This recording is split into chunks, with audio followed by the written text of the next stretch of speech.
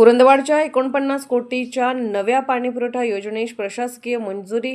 उपमुख्यमंत्री एकनाथ शिंदे यांचे तातडीने काम सुरू करण्याचे आदेश. 2048 पर्यंत शुद्ध व मुबलक पाणीपुरवठ्याचा मार्ग मोकळा. गेल्या अनेक वर्षांपासून रखडलेल्या कुरुंदवाड शहराच्या पाणी प्रश्नावर अखेर कायमस्वरूपी तोडगा निघण्याचा मार्ग मोकळा झाला आहे. शहरासाठी 54 कोटी रुपयांच्या नव्या नळ पाणी पुरवठा योजनेस प्रशासकीय मंजुरी मिळाली असून उपमुख्यमंत्री तथा माजी मुख्यमंत्री एकनाथ शिंदे यांनी ही योजना लवकरात लवकर कार्यान्वित करण्याचे आदेश दिले आहेत. त्यामुळे कुरुंदवाडकरांना शुद्ध, मुबलक आणि नियमित पाणी पुरवठ्याची आशा निर्माण झाली आहे.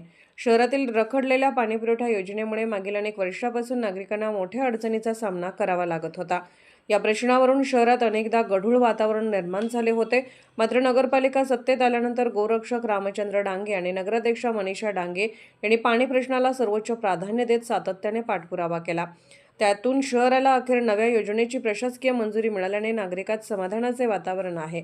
मुंबई येथे उपमुख्यमंत्री एकनाथ शिंदे यांच्या अध्यक्षतेखाली झालेल्या बैठकीला आमदार डॉक्टर राजेंद्र पाटील यड्रावकर, पालिकेचे मुख्याधिकारी मनोज कुमार देसाई, बांधकाम समितीचे सभापती अक्षय आलासे आणि नगरसेवक जय कडाळे उपस्थित होते.